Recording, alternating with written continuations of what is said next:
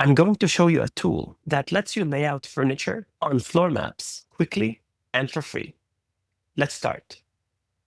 Drop your floor plan, save it, load it into the FurniMapper, find a reference room size, draw a line across that same room, and write down the real size of that room in feet.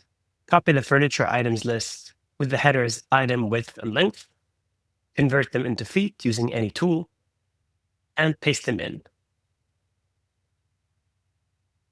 Now you can select and move around the furniture and start rotating them into the positions you like, either using the buttons or by pressing E and R.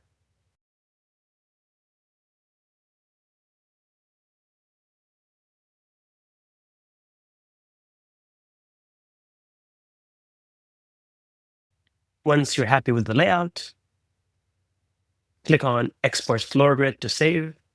And then if you reload the page, you can load the same floor plan and the saved layout and make more variations if you want.